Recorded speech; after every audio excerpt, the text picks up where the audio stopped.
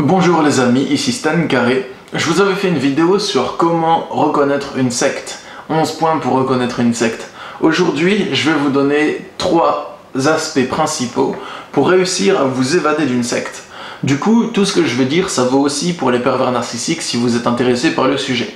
Mais pour nous recentrer sur la secte. Si vous voulez vous évader d'une secte, mettre un terme à votre relation avec une dérive sectaire et donc arrêter de vous faire pomper votre argent, retrouver une santé mentale et arriver à fonder une famille correcte ou à vous recréer une vie qui vous ressemble, à aller de l'avant de nouveau, eh bien, il y a 3 choses principales à prendre en compte, 3 aspects principaux. Le premier aspect, ça va être le plus important de tous, c'est l'aspect mental. C'est-à-dire que si vous voulez vous évader d'une secte, il faut prendre la décision fermement ancrée que vous allez vous évader de cette secte. C'est tout simple, mais c'est important de le comprendre. S'évader d'une secte, ça ne veut pas dire attendre que les autres prennent la décision pour nous. Ça ne veut pas dire attendre de se permettre d'avoir une prise de conscience qui changera notre esprit et que quand on a cette prise de conscience, on arrivera à s'évader de la secte. Non, c'est ici et maintenant que ça se passe. Si vous constatez que ce qui se passe dans une secte ou avec un pervers narcissique, c'est mauvais pour vous, que c'est pas bon pour vous, n'attendez pas d'être sûr à 100% que ce soit une secte, ou sûr à 100% que ce soit un pervers narcissique. Décidez d'y mettre un terme. C'est pas bon pour vous, vous en êtes certain que c'est pas bon, que vous souffrez dans ce milieu, eh bien décidez d'y mettre un terme. C'est pas une question de réflexion, c'est une question d'intelligence. Lorsque vous vous brûlez la main avec du feu, vous n'allez pas vous dire « Alors, est-ce que ce feu est gentil ou est-ce qu'il est méchant? Est-ce que je suis sûr à 100% que ce feu veut entamer ma chair ?» Non, vous sentez de la douleur et vous enlevez votre main. Bah là, c'est pareil. Vous voyez que ce qui est autour de vous, ça craint et vous choisissez de bouger. Si vous n'avez pas pris la décision dans votre cœur, fermement ancré, que ce qui se passe dans la secte est mauvais pour vous, vous n'allez pas arriver à y mettre un terme. Vous pourrez peut-être vous échapper, mais il suffira que des membres de la secte vous recontactent et vous replongerez. Donc soyez certain que ce que vous avez vécu, c'est pas bon pour vous et que si vous voulez continuer à évoluer, à avancer dans votre vie, il faut que vous passiez à autre chose. Le deuxième point à travailler pour l'aspect mental, ça va être encore de prendre cette décision fermement ancrée. Et oui, je me répète, mais c'est vraiment le plus important, que ce soit pour mettre un terme à un pervers narcissique ou avec une secte, il faut que vous soyez sûr à 100% que vous ne voulez plus de ça, sans chercher d'explication, sans chercher de justification à votre choix. Soyez sûr à 100% que vous n'en voulez plus. Même si vous ne savez pas encore pourquoi, c'est pas important. Soyez juste sûr à 100% que vous n'en voulez plus, que c'est mauvais pour vous, d'accord? Et le troisième et dernier point sur l'aspect mental, ça va être de prendre cette décision. Non, je rigole. Le troisième et dernier point sur l'aspect mental, ça va être de vaincre la peur. Souvent, des adeptes d'une secte ne prennent pas la décision de passer le cap et du coup de sortir de la secte parce qu'ils ont peur des représailles. Ils ont peur que les membres de la secte les retrouvent, leur fassent du harcèlement, fassent du mal à leurs proches, ou même encore leur fassent du mal physiquement, ou peut-être même les tuent. Donc certains membres de la secte ont vraiment peur de ce qu'il se passerait s'ils quittaient la secte.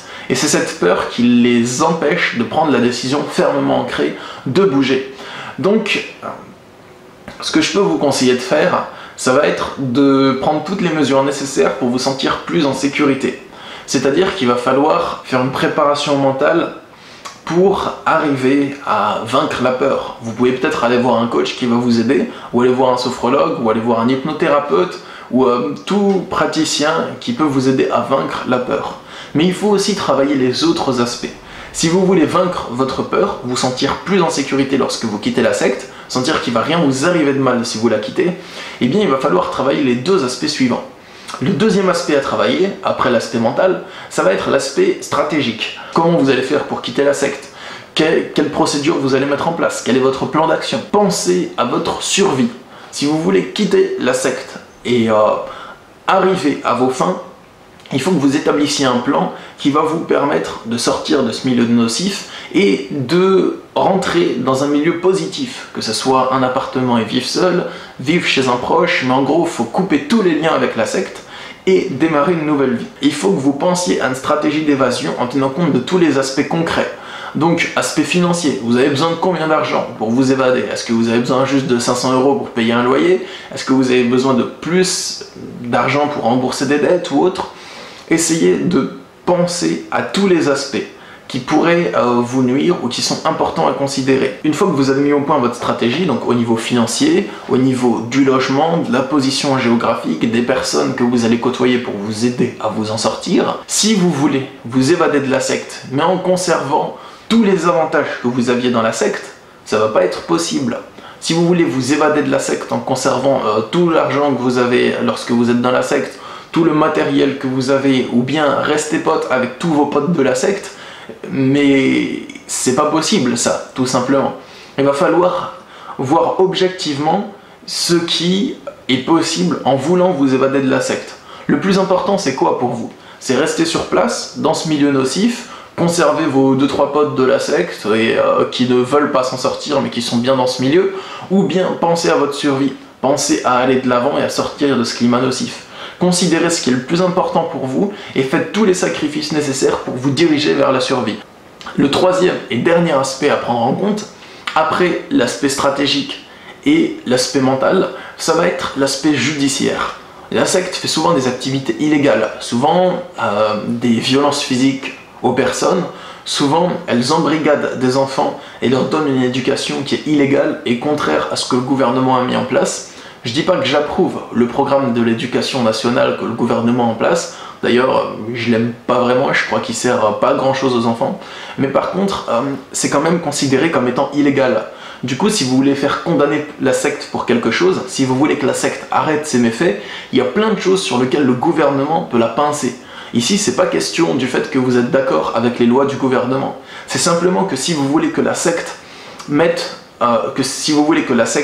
arrête de faire du mal à ses autres adeptes, vous pouvez porter plainte. Et je suis sûr qu'il y a plein d'autres adeptes de la secte, ou anciens adeptes, qui portent plainte. Et plus il y a de personnes qui vont porter plainte contre la secte, plus la secte va risquer de tomber, et ses dirigeants vont risquer d'aller en tôle et de cesser de faire du mal à des pauvres gens qui sont assez faibles psychologiquement et mentalement dans une période donnée de leur vie. Ce que vous pouvez faire en allant au commissariat pour porter plainte, c'est déjà contacter le Miviludes.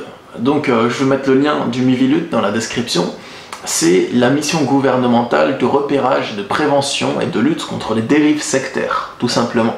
Donc vous pouvez les contacter, je crois que c'est un organisme de renseignement et d'accompagnement des personnes dans leur démarche concernant les dérives sectaires. Ils pourront bien mieux vous renseigner que moi. Ensuite, si vous souhaitez aller porter plainte, il faut que vous exposiez 3 catégories de faits que vous allez dire aux policiers qui vont recevoir votre plainte. Vous pouvez leur exposer 3 catégories de faits. La première, ça va être les faits prouvables.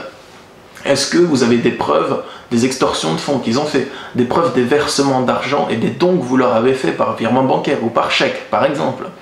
Toutes les preuves que vous avez, les preuves matérielles de ce type-là, des violences physiques que vous avez eues, un certificat médical que vous avez eu, toutes ces choses-là, vous pouvez les montrer aux gendarmes, aux policiers. Ça, c'est des faits prouvables. Ensuite, vous pouvez leur donner des faits non prouvables et leur exposer que c'est des faits non prouvables, que vous y avez assisté, que ça s'est produit mais que vous n'avez aucune preuve à leur apporter, donc vous leur donnez ces faits non prouvables simplement à titre indicatif au cas où ça peut les aider dans leur enquête. Après, c'est à eux de choisir s'ils vous croient ou non.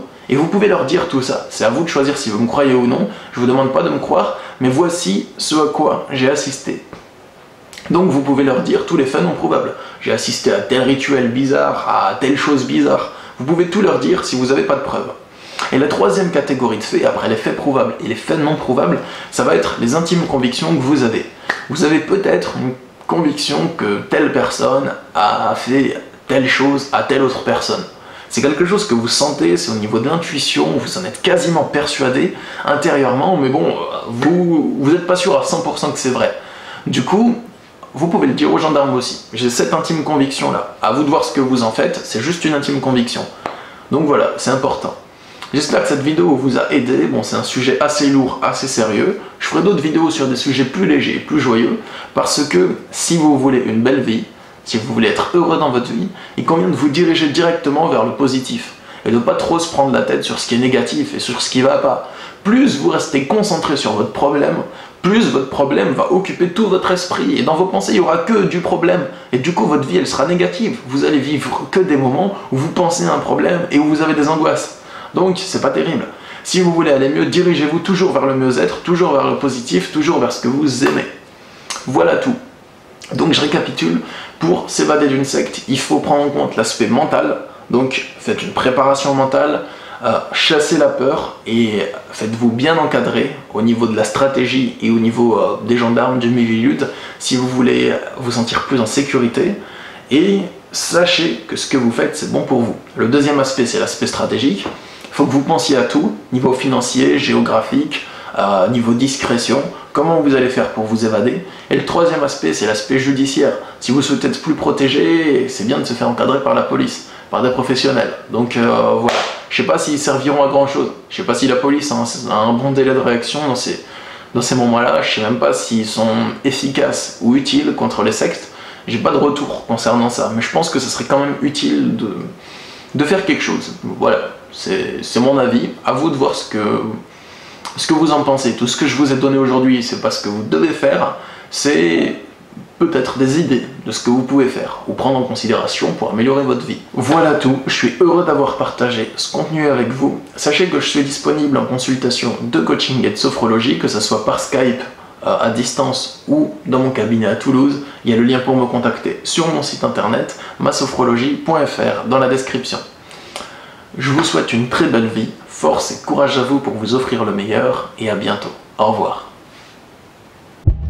Now you've got to occupy Appalachia, occupy the bayou, occupy the sound waves, cause we will not be lied to. Occupy your bank account, occupy your healthcare, occupy your garden, cause oh my dear, you best beware. Occupy your mother tongue.